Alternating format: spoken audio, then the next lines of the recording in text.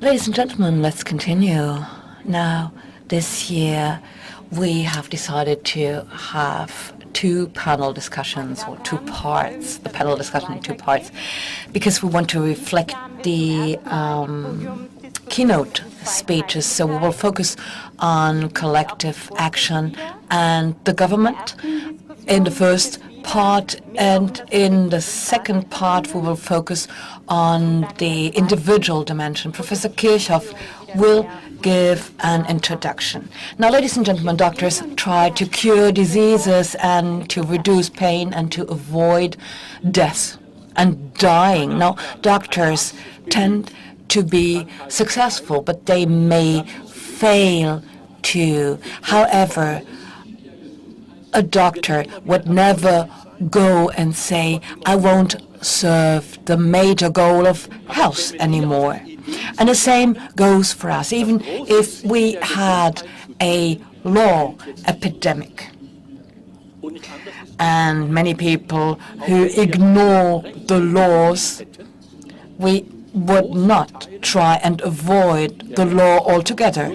Lawyers and legal experts would rather try to get us back into the realm of the law and legality, which means if new questions are raised, new demands are made with respect to the legal situation, you have different processes and movements. Sometimes the citizens of a country move faster than the state. Sometimes it's the other way around. However, we are meeting a challenge which could be described as follows. The government is faced with a situation in which the law it determined as law has turned a wrong way. According to Article 126 of the Maastricht Treaty, the overall debt of a state must not go beyond 60% new debt, that is. Now, we know what debt is, we know what new debt is, and we know what the government is, and we know that it's possible to move within the range of 3 to 60%, and we also know what the gross domestic product needs. So there is not much intellectual capacity needed in order to understand what the clause is about, and we understand the law. However, we have not complied with it. And now imagine this limit to debt would have been respected. In this situation, we would not suffer a debt crisis. However, there are other fields which are problematic, where the law is vague and is full of promises which are not being fulfilled either, like the constitutional clause that says that countries have to use their state budget in order to keep the overall economic situation in balance.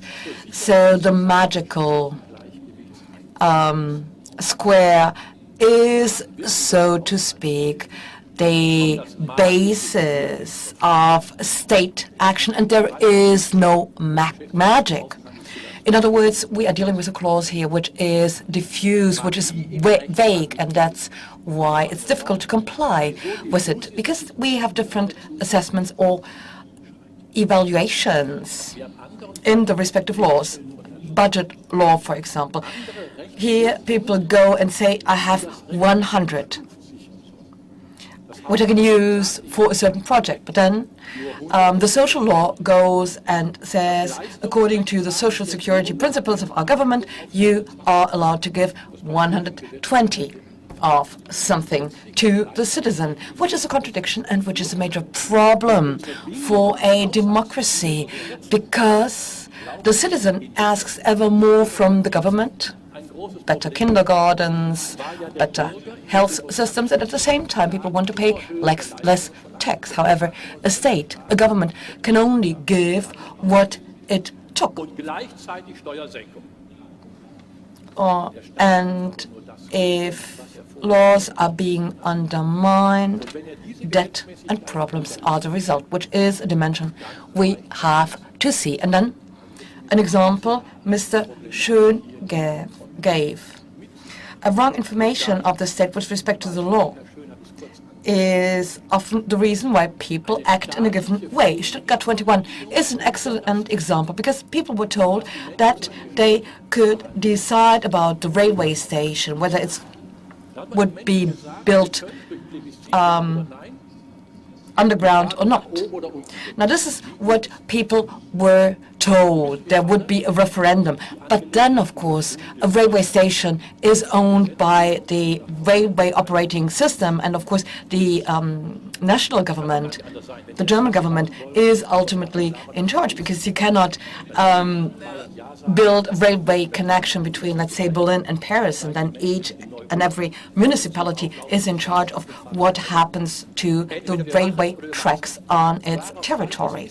So you have different competences, so to speak, on the regional level, on the local level, on the national level, and people eventually try to solve the problem in Stuttgart and the railway station by money. But we know that this is not necessarily the best way to do things. So I'm from Baden-Württemberg, and there is an important scenario we have to see, which is based on the fact that people were not told all the details. They were told that they could decide about the railway tracks, which includes the railway station, because we cannot go and say you have to climb 1.50 meters in order to get on the train in Munich, and it's only 1.20 meters in Stuttgart. This doesn't make sense. So if people had been told the truth right away, the situation would have been different. But then, of course, we have laws which are deficitary, so to speak. The tax law, for example. People are asked to sign their tax income statement, and they sign that whatever they declare is correct according to their best knowledge. Now, the citizen does not know everything, and that's why people hire tax consultants. So they'd rather have to sign a tax statement with the following clause. I can sign here that whatever I gave to my tax consultant was correct, but the citizen does not know whether the tax consultant is right or wrong in what he does. Sometimes the tax consultants don't know it either.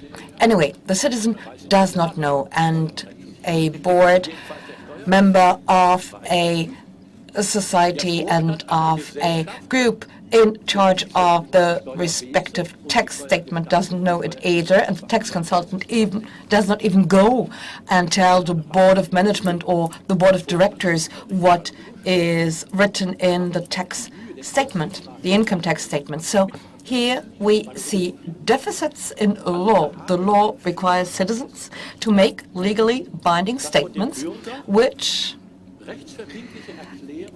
might include mistakes, which is problematic. Now the question is, what can be done? Because we do know about these phenomena. There are such phenomena, lots of them. And this has always been the case. Now, we cannot go and say we are living a crisis currently, and this is what we are experiencing in Europe today. We cannot go and say we can just do what we want to do because we are in a situation of need, and here the law is not binding. Now, if this is not true, the players don't have a mandate, neither the president nor the commission, neither the head of state or the head of government, nor the minister, nor the member of parliament, and the contract, the treaty, is not legally binding either. The credit contract would not be legally binding either. So we would be relieved from all debt in such a situation, but the price we have to pay for it is much too high, because we would then destroy a major segment of our society and economy, and that's why this principle cannot be applied. Remember Erhard in 1948, when we had a real monetary crisis. And the first thing Ludwig Erhard did then was to comply with his external liabilities and pay the debt.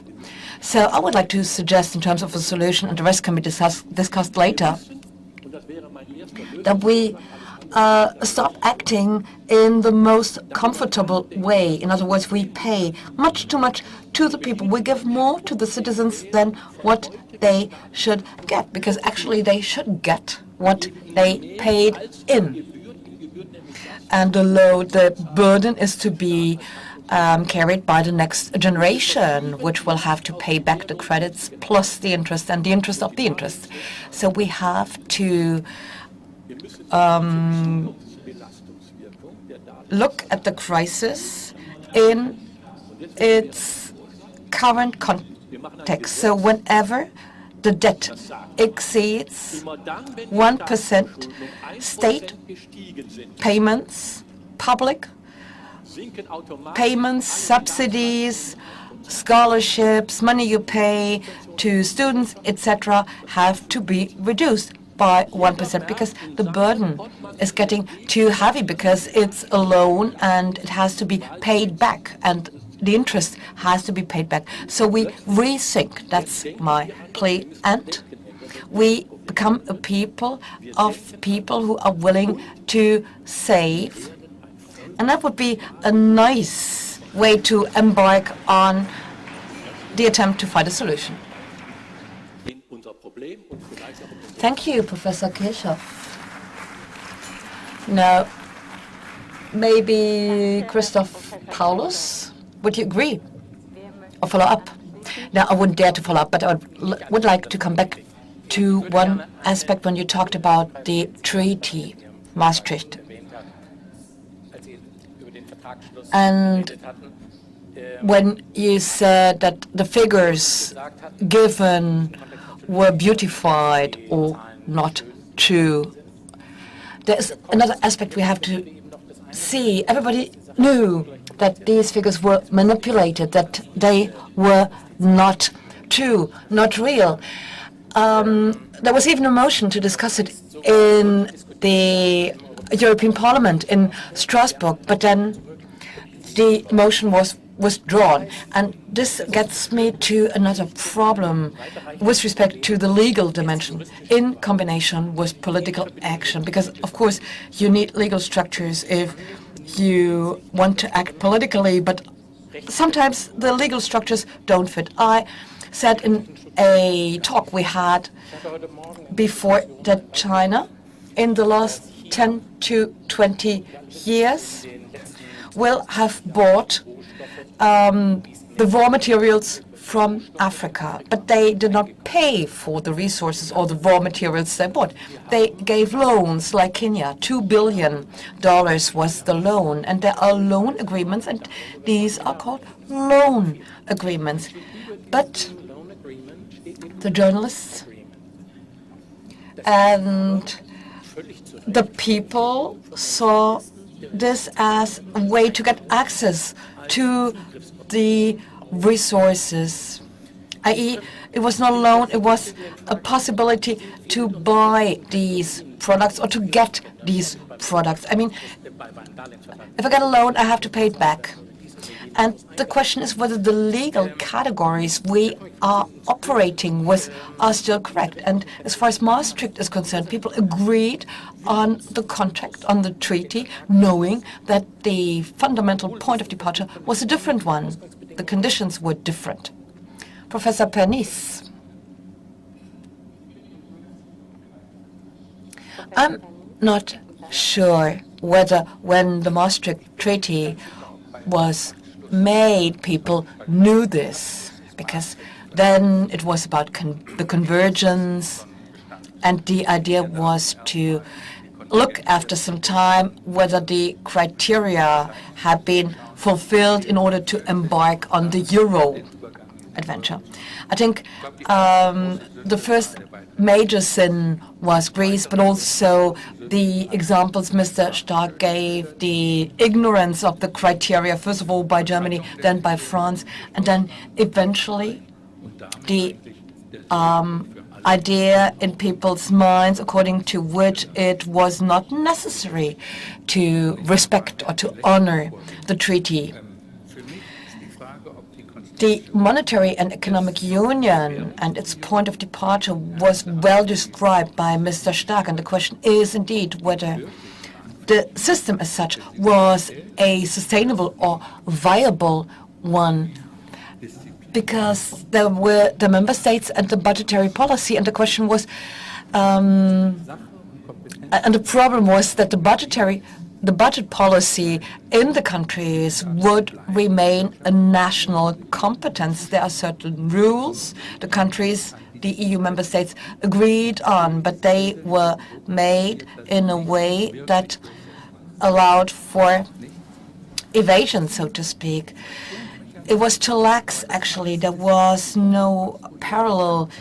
The monetary union was different, with a centralized agency from the fiscal and budget policy, where there was not a centralized coordinating body. And the assumption prevailed that one could use this system. There was a true belief in loyalty and in the willingness of the countries to stick to the treaty, to respect it for the benefit of the completion of the single market and peacekeeping.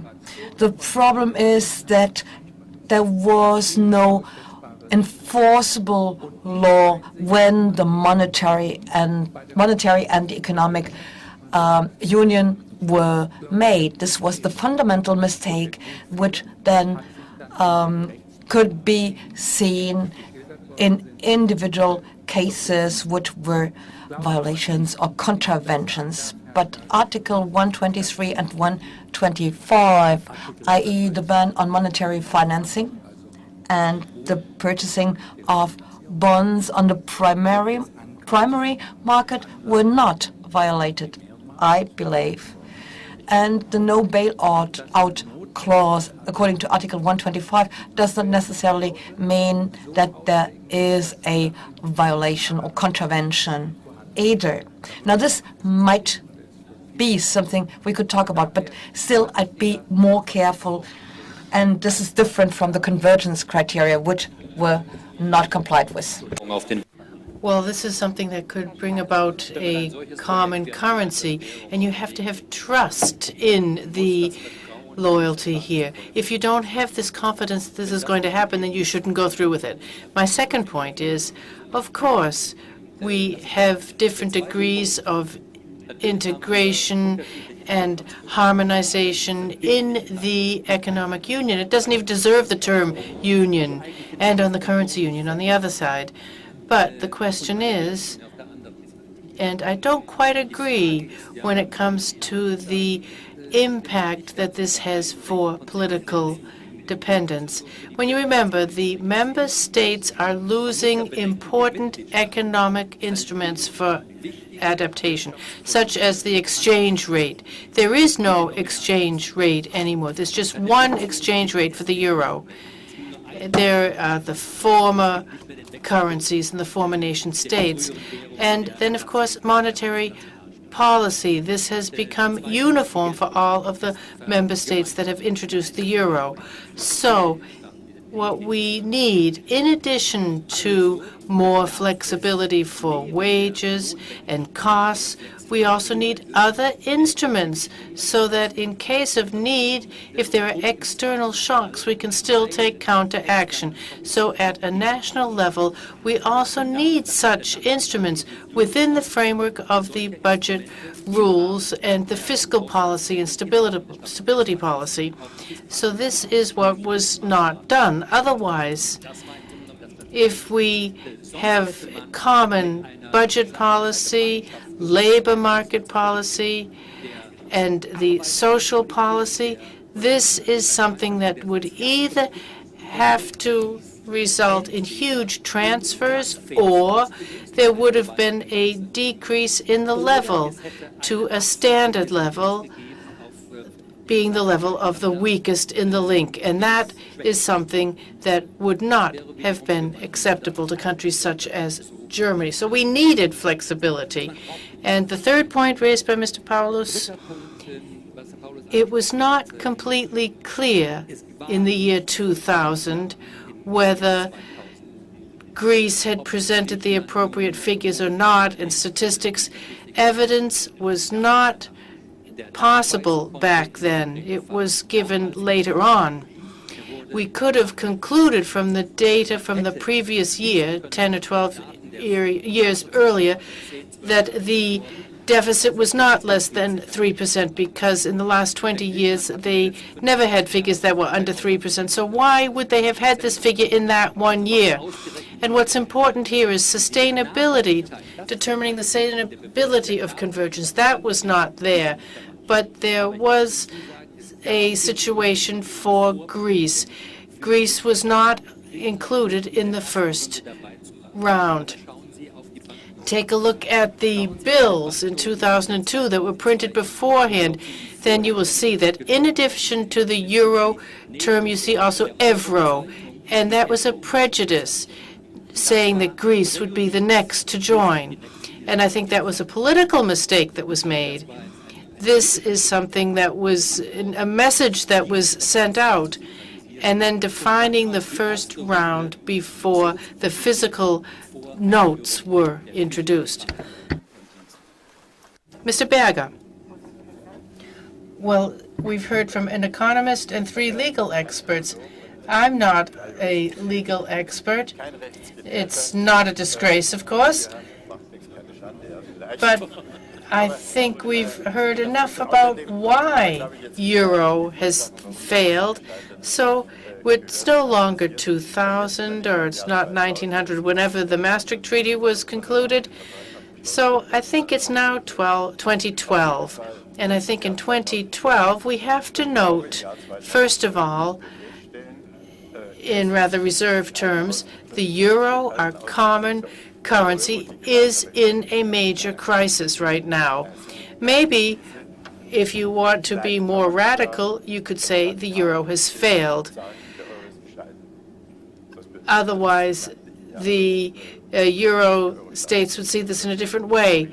Now, the eurozone and the European Union and the economy in the eurozone and the European Union are in a huge economic crisis. And thirdly, if the euro were to collapse in an uncontrolled manner, then I think there will be inevitable consequences for the world, for the global economy, the structure, etc. Just let me give you one example. 26% of all of the reserves are in euros. So the euro is integrated in every economy. We hold 800 billion, I believe, in euros. So the euro cannot fail without having huge impacts on the global economy. In economic terms, let me take it even further, in political terms and in social and human terms as well. So I think this is something that we first have to come up with, and then we can ask, what can be done, and do we want to do anything about it?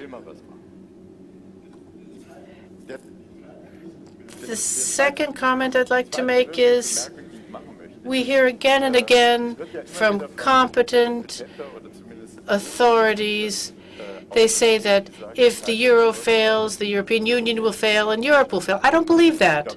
I believe that the European Union has worked very well up until about 1999 or 2000. And I do believe that a failure of the euro will have huge impacts on the European Union in economic and political terms. But I also think that the European Union, as a political and economic and human structure of values, has so many advantages that it will still be able to survive. There will be economic and political problems, but it will be able to survive even if the euro fails. Now, the question is, can the euro be saved? Theoretically, yes. And my answer to this question is yes, but. Yes means, Mr. Stark said this himself, we have to consider the competitiveness of all of the countries, and we have to restructure the countries in question. This will take time, and it will also cost money. And the second point is, we also have to define stability criteria. These have to be enforced, and that means we have to reduce the debt. We need to cut the costs in those countries, and this is also a process which will take time and will cost money. And the third point is the whole banking system needs to be stabilized. Mr. Stark said this as well. But this too will take time, and it will cost money. And fourthly, we also need institutions in Europe that can carry this out in a credible way. Mr. Stark said that as well. The euro can be saved, but what nobody said is that this rescue process will take time, and we have to bridge this period. And if a company restructures, and restructuring might take 3 or 4 years, the company still needs money. And this money has to be given to the company by somebody. It can't be those countries that already are way in debt in the Eurozone. It has to be those countries that don't have excessive debts. So that means Austria, Germany, Finland, and all the others will, of course, be called upon to pay up.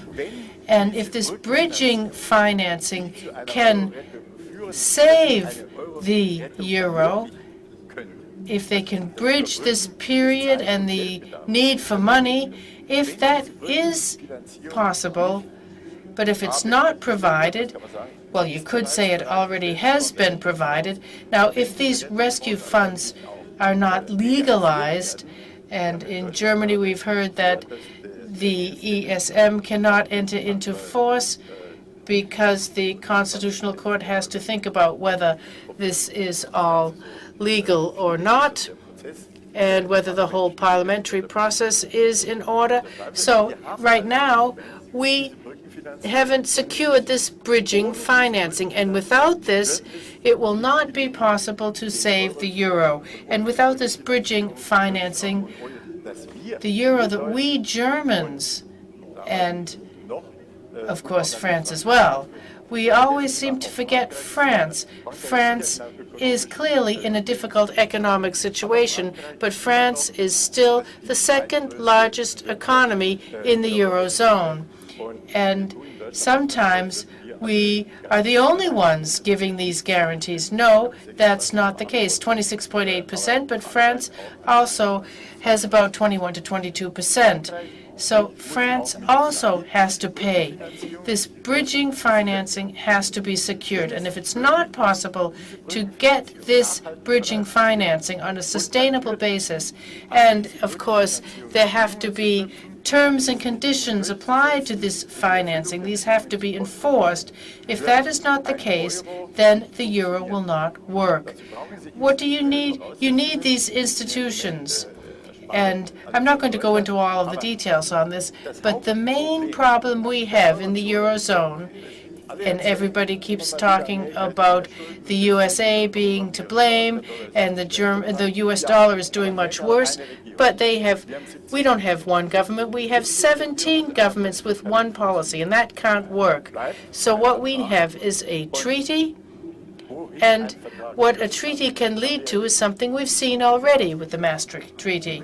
So you can say, okay, let's try it again, and we take these 4 steps, but then there has to be some institution and regulation which will make it possible for us to meet the basic requirements of a currency union. We didn't have that in the past. The treaty was not enough, and I don't know what's going to be done in the future.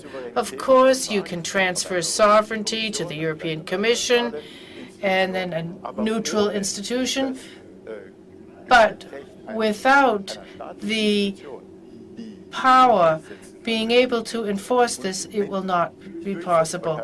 And if the terms cannot be enforced, and these will probably lead to a positive end of the euro crisis, then if this is not possible, our willingness amongst the people in countries which are being called upon the most to pay for the bill, or at least to provide the bridging financing, I must say we're in a real dilemma. And to meet all of these requirements, this is something that is not certain, so our governments need an alternative scenario. In other words, how can we settle a new euro, or how this would be euro, a consolidated euro, as Mr. Stark said, the euro with fewer members and members with an inner structure and culture that fit together, and then we could have a natural currency area. This is not the case right now. This would have to be the case in the future. So I think that nobody has really thought this through, and that is the problem that we're faced with today.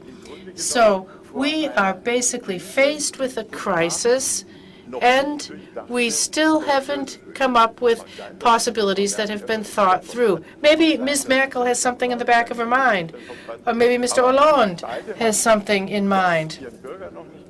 But they haven't communicated it to their people yet, and they haven't received the feedback from their population that they're willing to pay the bill for the bridging financing. So we shouldn't kid ourselves. All of the structural changes that we need in order to stabilize the euro and to make it survive will take us time and will cost us money and will require funding. And we need someone who can enforce all of the conditions which would be linked to the funding. And that is the vacuum that we're faced with today. So the result is that the euro can also fail rather quickly if there is no financing. If the international financing markets, you people know that just as well as I do, you might even know it better than I do. You don't know for how much longer they'll be willing to provide money. And that is why the risk is quite large. And that is the result of not adhering to the legal requirements. That brings us back to the topic of the day. So the currency union is also not only our human fate, but it's the fate for 330 million people living in the Eurozone. Well, I think we can note that you would all prefer to keep the euro rather than to give it up. I would dare to say that. If we can define that as our goal, then that is not a question of we're going to have victims, because there has been a law that has not been abided by. We need material victims. If we're not willing to be a victim, then this is something that has been eliminated in all of the analyses, but we will have to pay. Well, of course, that's what's happening. And what I said before is that our problem is these burdens will be on a smaller number of countries, and we have to consider those that are still able to pay, but we shouldn't ask too much of them, because then we ask the question of bridging financing. What for? Where will that take us? Where will that bridge take us? The Troika could have saved the money on their trip to Athens. What could have happened in the last year and a half in all of these turbulent times? What has happened? Nothing. And the result is that we haven't made any progress. So you have to draw some results out of all of this, draw some conclusions from all of this. Now, Christoph Paulus, you have the floor. He's an expert on insolvency, government insolvencies. Well, you all laugh.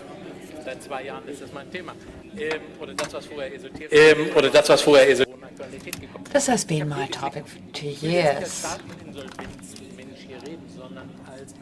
I mean, I don't want to talk as the representative of people who are involved in state law or insolvency law. But on my faculty, we've been focusing on this issue. And theoretically, you are right, because the restructuring process requires money and time. And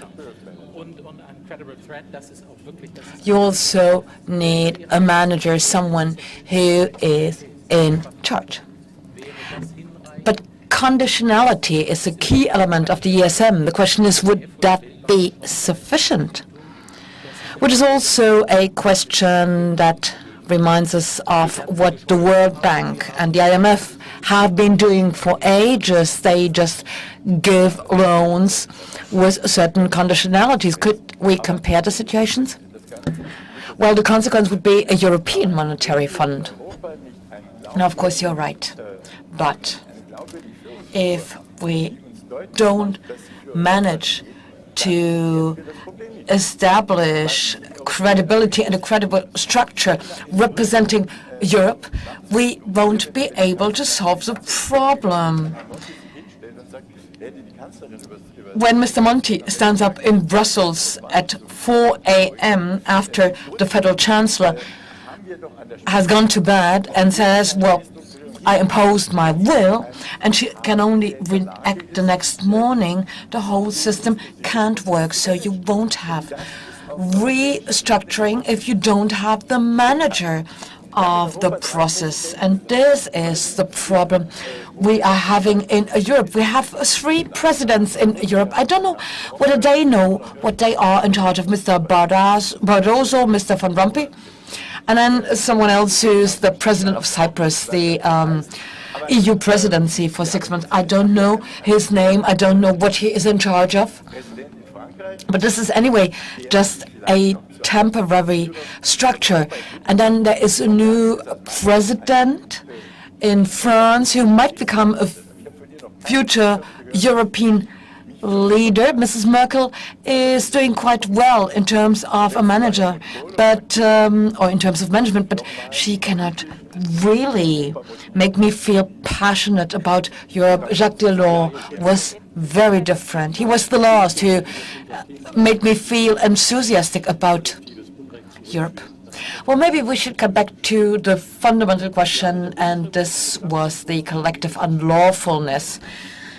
And there are a number of solutions. The overall debt of Germany is 82 to 85% now. Imagine you want to get back to a legal situation, which would require we have to pay back about 800 billion euros, which we cannot do because the overall tax revenue of the country is 530 billion euros. That's this year.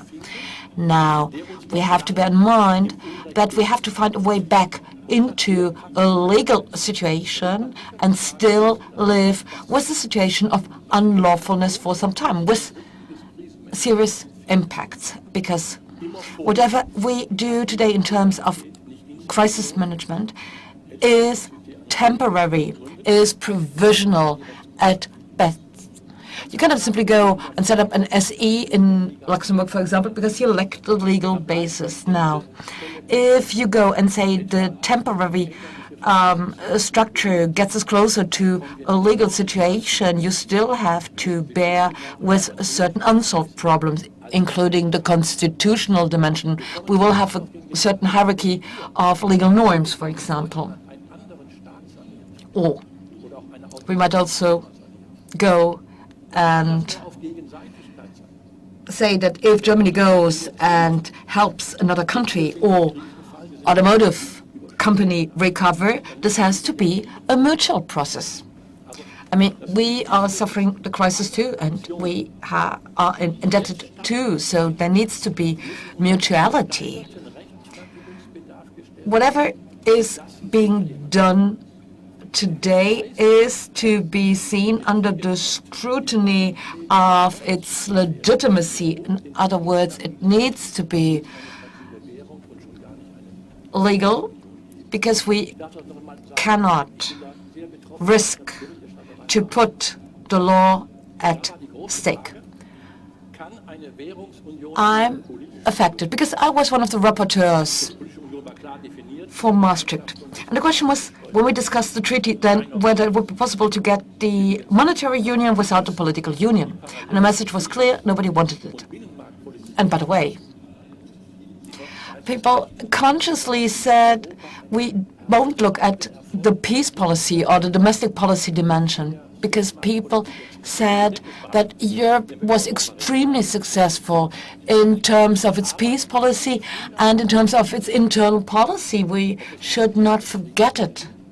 But there is a major difference. On the one hand, you have a clear goal, peace, or transboundary freedom. On the other hand, we are dealing with the distribution of money, and only a certain amount of compromises can be made, and the field is a broad one.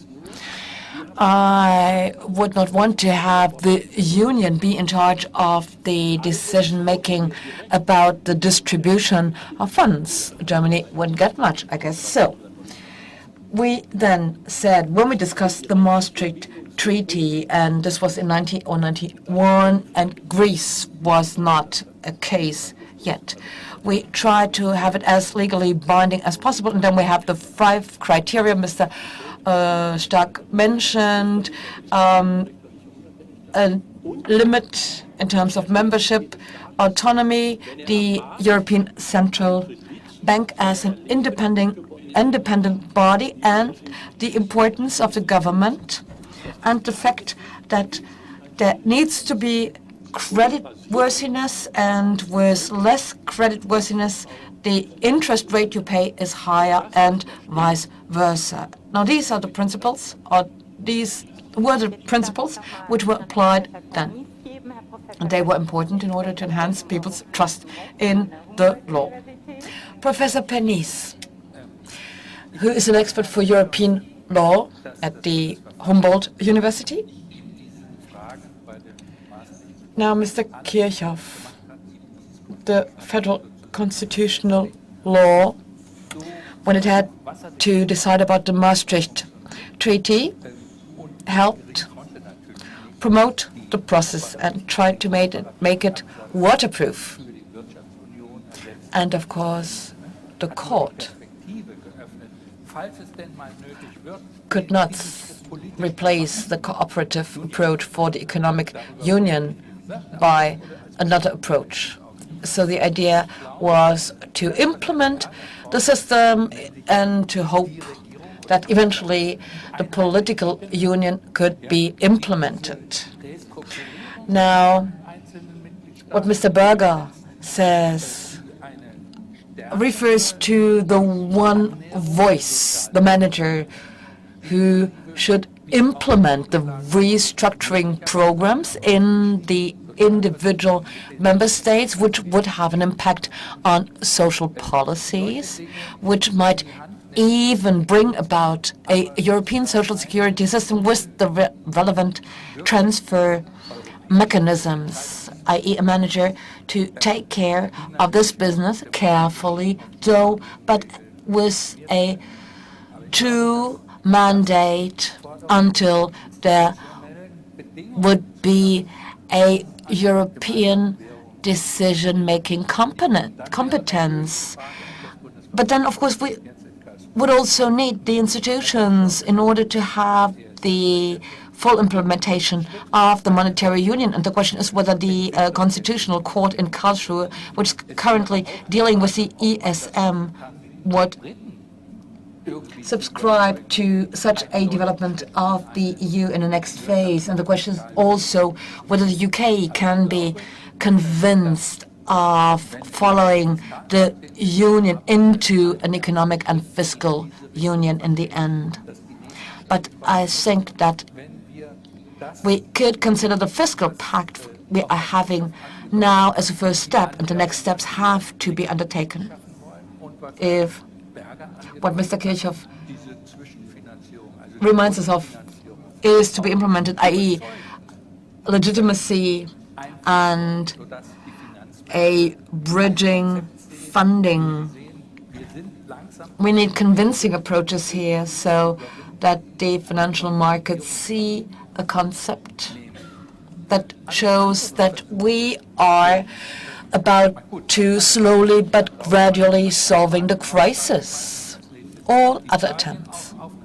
I mean, of course, you can just kick Greece out of the Union and Spain as well, and eventually Italy too, but this is a true danger for the European Union, and it will certainly hurt Germany and also Austria, I'd say.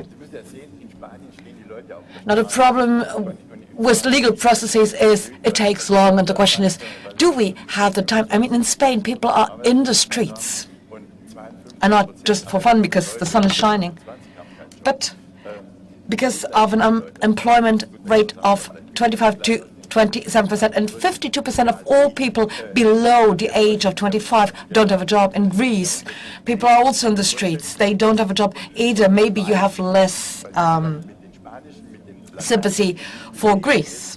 But still, I regularly talk to elites from Spain and other southern European countries, and I know that there is an anti-German mood because they don't understand and don't accept that Germany does not want to pay, and they feel like Germany felt when the dictate of Versailles was imposed on the country. And the problem is whether the problem is that eventually the system will fall apart. We have to be careful because some are maybe more performing and they were willing to save a bit of money. And the question is, are they willing to give a bit away for Europe, for the benefit of Europe, or will they exclude others? I think we have to solve this question now. Right. I mean, that's a statement Roland Berger made in 2010 here at the CONVOCO Forum, and you see his thesis on the wall in this hall. He said we have to tackle the crisis, and that's what he said 2 years ago. Otherwise, it will be too late. Now, obviously, it is too late already. We do have a number of problems already today, and we have to solve the problem urgently. The question is, do we want the euro or not? And if we want it, we have to do something today and not the day after tomorrow. And that's the point we have reached. And I mean, it's also a decision to not take a decision. It's a decision against the euro, I say. To wait means to decide against the euro. Now, I would like to ask the panelists to now also incorporate the audience, because the audience should also take the floor. Now the question is, who should act? Who should do something? I mean, I'm an economist, and for me, it doesn't matter how big the umbrella is, because from the perspective of the market players and from the perspective of the countries in crisis, it will always be too small, and from the perspective of those who pay, it will always be too big. So for me, the decisive bit is the political will on the national level. Are they willing to implement reforms? That's the question. And if you go and tell us it's getting too late, well, true. It will be too late unless we act today. Spain has an unemployment problem, as we've just heard, as Mr. Berger just said. But remember, the unemployment rate of Spain in the mid-1990s, or at the end of the 1990s, that's over? It's not. What has Spain done since the introduction of the euro? Structurally spoken, nothing. Nothing at all.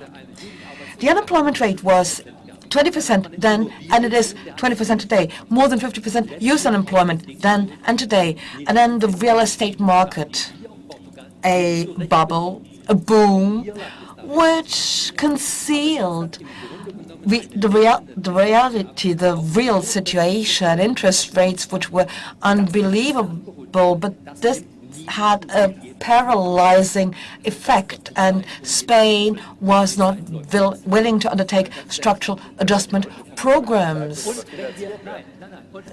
So we don't have much time left, that's true, but all these questions have to be tackled. And solidarity. Someone said solidarity. What about the solidarity of the taxpayers? I mean, before you go and ask for the solidarity of the taxpayers in other countries, and this is not a polemical argument, you have to ask for the solidarity of the taxpayers in a given country. So here we get back to the DIW proposal, which was made in Germany, but which should actually apply to countries in crisis, i.e., we need solidarity in the countries and maybe obligatory payments so that the countries can overcome their debt. I mean, you have the possibilities in the countries, you have the property in those countries, they can pay.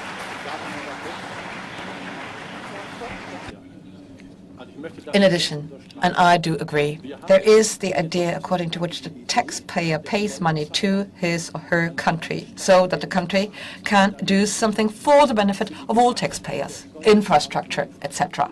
Now, this is not an individual exchange, but it's a collective exchange. And German taxpayers' money is to be used for the benefit of the living and economic conditions in Germany, which does not mean that Germany is not allowed to have other countries.